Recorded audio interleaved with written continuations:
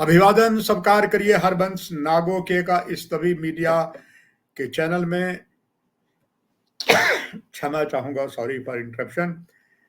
पहले चरण का चुनाव जो 7 जिलों में हुआ, जिसमें 24 विधानसभा की सीटें थी और इसमें कुल जो 219 प्रत्याशियों ने इसमें भाग्य अपना आजमाया, जो आज ईवीएम में बंद हो गया है। एवरेज बताया गया है वो लगभग 59% के करीब हुई है। 23.27 लाख मतदान करना था। इसमें 35,000 वो माइग्रेंट है जिन्होंने आतंकवाद के कारण कश्मीर घाटी को छोड़ दिया था। देश के अलग अलग हिस्सों में, विशेषकर जम्मू में और दिल्ली में, वहां उन्होंने अपने जो वोट है वो उस तरीके से डाला जो जिस जिस क्षेत्र से वो वहां से माइग्रेंट करके आए थे। सबसे ज्यादा अगर देखा जाए तो 77% जो वोट है वो किश्तवाड़ में पड़े हैं। और कुल मिलाकर जो इसके बाद अगर हम बात करें, सबसे अधिक वोटिंग जो है वो किश्तवाड़ के ही इंद्रवाल विधानसभा सीट पे हुई है, जिसमें 80.06 परसेंटेज वोट हुई है। और जबकि पामपुर में 40.67 हुई है, डोडा में 69.33 हुई है, किश्तवाड़ में आपको बताया ही है 59.66, कुलगाम में हुई है, पुलवामा में 43.87, रामबन में 67.71, शोपियां में 53.6। सबसे कम जो है वो पुलवामा में हुई है 43.86। उम्मीदवारों की संख्या कहीं 3, कहीं 7, कहीं 10 थी। और जिस तरीके से पहले ही तभी मीडिया ने आपको अवगत करवाया था, संभवतः जो अभी तक अलग अलग क्षेत्रों से, अलग अलग कुछ सरकारी सूत्रों से जानकारी मिली है, वो वही मिली है कि इन 7 जिलों की 24 विधानसभा की सीटों में ज्यादा बोलबाला जो रहा है वो नेशनल कॉन्फ्रेंस कांग्रेस गठबंधन का रहा है। और पीडीपी भी उसके साथ साथ नंबर 2 के ऊपर चली है, क्योंकि साउथ कश्मीर में काफी ज्यादा प्रभुत्व है पीडीपी का भी है। और अब पीडीपी महबूबा मुफ्ती की पुत्री भी बीज बिहाड़ा से चुनाव लड़ी हैं। उधर आतंकवाद की ज्वाला में शहीद हुए भाई, उनकी भतीजी या उनकी बेटी जो है वो किश्तवाड़ में से चुनाव लड़ी हैं। और शगुन परिहार वहां भी अच्छे खासे वोट पड़े हैं।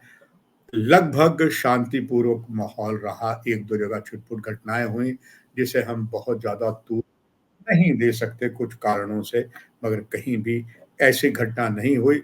आतंकवाद कोसों दूर है। और भरोसेमंद जो सूत्र कहते हैं वो कहते हैं कि पाकिस्तान कभी भी इस जारी चुनाव में कोई भी अड़ंगा नहीं डालेगा, क्योंकि वो किसी और नापाक साजिश में बैठा है। और भरोसेमंद सूत्र ये कहते हैं कि पाकिस्तान इस बात से काफी खुश है, कांग्रेस और नेशनल कॉन्फ्रेंस मिल गए हैं और शायद उनकी जो मंशा थी वो काफी हद तक सफल हुई है। पाकिस्तान की विदेशों से इस तरीके के बयान आ रहे हैं और इन बयानों में देने वाले अमेरिकी टॉप गुप्तचर एजेंसियां भी हैं।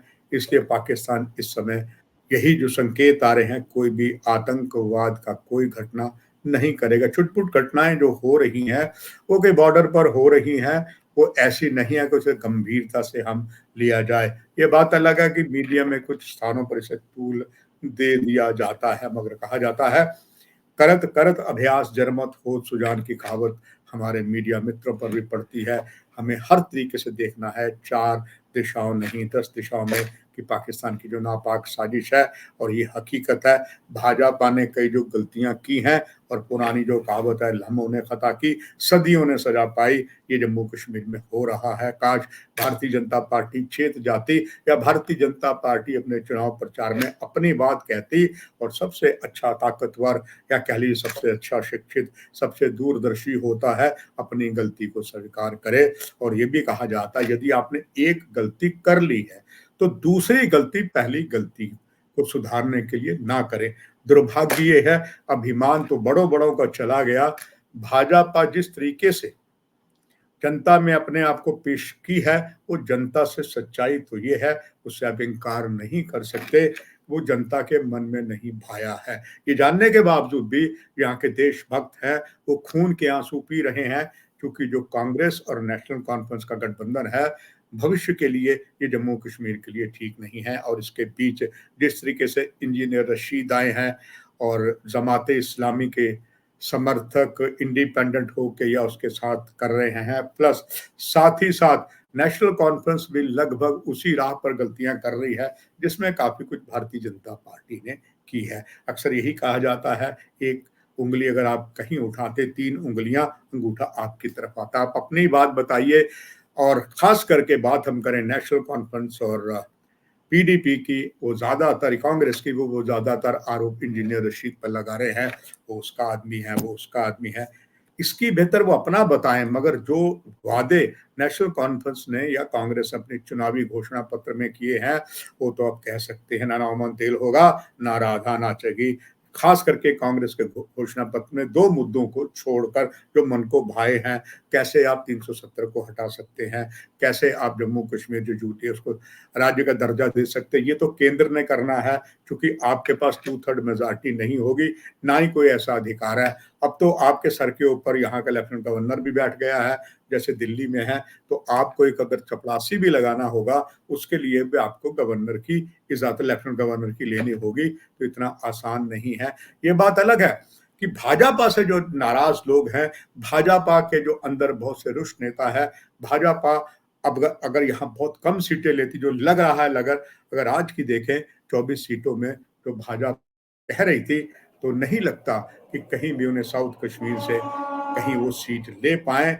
जहां तक बात जिलों में उनके राजौरी में है, क्षमा चाहूंगा, डोडा में है, किश्तवाड़ में है, और इधर भी उनको इतना ज्यादा नहीं मिलेगा जिसकी उन्हें उम्मीद थी। ऐसे संकेत उभर कर आ रहे हैं। और अब हमेशा कहा जाता है first is well and is well. अब दूसरे चरण का जो चुनाव है, अगर यही गति रही तो सचमुच भारतीय जनता पार्टी को काफी नुकसान सहना पड़ेगा, क्योंकि दूसरे चरण के चुनाव में जहां तक बात राजौरी पुंछ की है, वो पहले ही एक तरफ दो हिस्सों में बढ़ गया है, अल्पसंख्यक समुदाय और बहुसंख्यक समुदाय। और जहां तक बहुसंख्यक समुदाय की बात है, उसमें जो आपस में ही मुस्लिम समाज के अंदर ये एक तरफ गुज्जर, एक तरफ पहाड़ी लोग हैं, उनमें भी, और भाजपा की गलत कई जगह टिकटों के बंटवारे से खामियाजा तो भारतीय जनता पार्टी को भरना ही पड़ेगा। और कह सकते हैं भाजपा भी वो कहावत याथार्थ करेगी कि बोया पेड़ बबूल का, आम कहाँ से खाए, ये होने जा रहा है।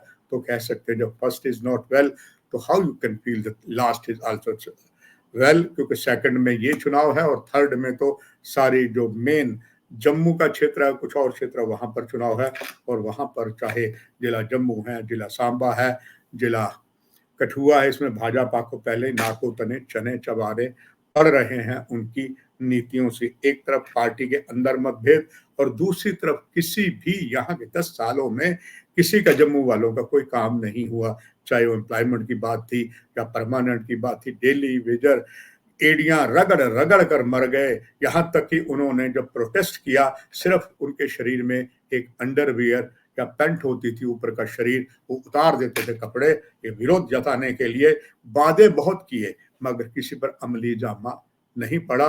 और स्वाभाविक बात है, ऐसे में आप कैसे कहेंगे कि हम बहुत ताकतवर हैं।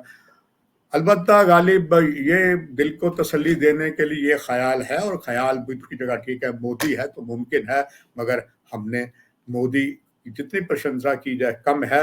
मगर क्या मोदी अकेला इतना कुछ कर सकता है? उनके कंधों पर आगे ही कितना दायित्व है। और यहाँ पर भाजपा वाले उनके साथ दायित्व के साथ दायित्व मिलते, कुछ और करते तो बात हो जाती। अब ये भी चर्चा चलने लगी है भारतीय जनता पार्टी की ओर से, अगर विक्रम रंधावा ने जिस तरीके से जनता की मांग को लेकर सड़क विरोध करने लगे, यहाँ तक कि सड़क परिवहन मंत्री नितिन गडकरी की अच्छी खासी उन्होंने किट लगाई, जो निर्माणाधीन यहाँ पर ब्रिज बन रहा था उसको तोड़ा उन्होंने, और टिकट भी इनको मिली। ये उसने भाजपा को सबको ये एक, यहाँ जो गांधीनगर से लड़ रहे हैं भाव की सीट पर, उन्होंने बता दिया कि सीधी उंगली से जब घी ना निकले तो आपको टेढ़ी करनी पड़ती है। He has done it. लोगों को इस बात की बड़ी प्रसन्नता है, कोई तो निकला आगे, बाकी जी हजूरी करते रहे। अब वो जी हजूरी में किसी का काम तो कर न सके, तो आप अंदाजा स्वयं लगा सकते हैं। फिलहाल ये सारी बातें आपके सामने हैं। पहले चरण के चुनाव में मैंने कुछ अपने अनुभव भी आपके साथ बांटा, वही पुरानी बात करके ना काहूँ से दोस्ती, ना काहूँ से बैर, इस कार्यक्रम की यही समाप्ति। नमस्कार।